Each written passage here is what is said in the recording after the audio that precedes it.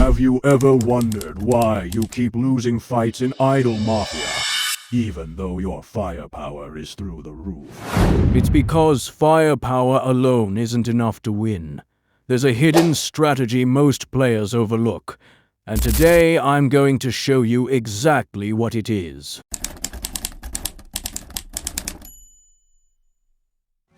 Let's start by understanding why firepower, while important, isn't the be-all and end-all in battles. Firepower is the raw strength your capos bring to a fight. It's easy to assume that the capo with the highest firepower will always lead you to victory. But here's the catch. Idle Mafia is about more than just brute force. Take Edna Tarallo, for instance. She's known for her high firepower and the ability to deal significant damage quickly. But if you're up against opponents who have defensive abilities or counterattacks, her high firepower alone might not be enough. Imagine you're facing a capo like Sandra Beltran. While her firepower might be lower than Edna's, she has a defensive ability that can heal her teammates. Despite her high firepower, your opponent's strategy could completely neutralize her strength. Edna's attacks might seem powerful, but if Sandra's healing nullifies it, you could quickly find yourself losing the fight. This is why focusing solely on firepower is risky, without considering your opponent's defensive strategies or their ability to heal and sustain through the fight. Your powerful capo could be rendered almost useless.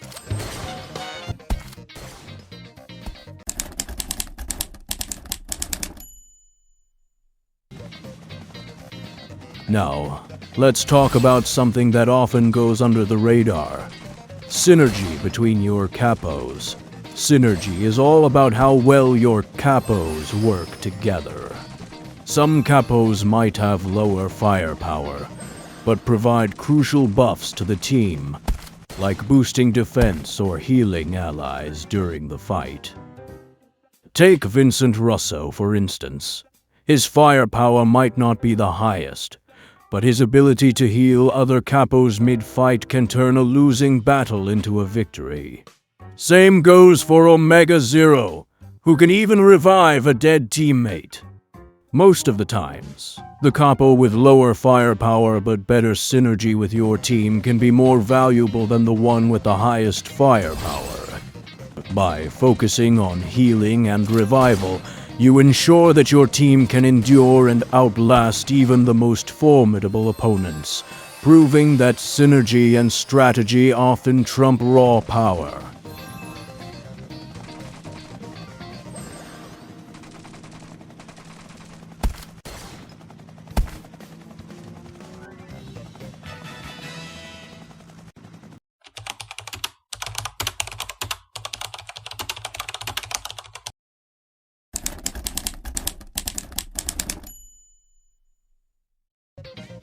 Now that we've covered the importance of synergy, let's dive into one of the most critical aspects of battle strategy, capo placement.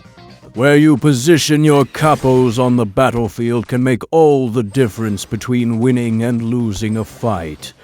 Let's look at two specific capos, Caesar Coltello and Emilia Marino. Caesar is a powerful damage dealer who targets both the enemy directly in front of him and those surrounding that enemy. On the other hand, Emilia Marino is more defensive, reducing the damage she and her nearby teammates take. Let's place both Caesar and Emilia on the edges of the battlefield. At first glance, it might seem like a good idea to spread out your capos. But here's what happened. Because they were positioned on the edges, their abilities only affected two capos each. Their impact was limited. As a result, Caesar couldn't maximize his damage output, and Emilia's damage reduction wasn't as effective. We ended up losing that match. Now, Let's see what happens when we adjust their positions. This time, I placed Caesar and Amelia in the middle of the formation. By doing this, Caesar's damage output covered more enemies, while Amelia's defense boost protected more of her teammates. With both of them in the center, their special abilities became much more effective.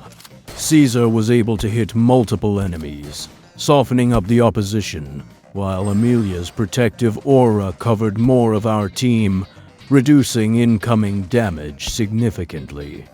This strategic placement turned the tide, and we won the match. The lesson here is clear. It's not just about who you bring into a fight, but where you place them. Proper positioning can amplify your Capo's strengths and cover their weaknesses, making a massive difference in your battle outcomes. Don't just rely on raw stats. Think strategically about how to get the most out of each Capo's unique abilities.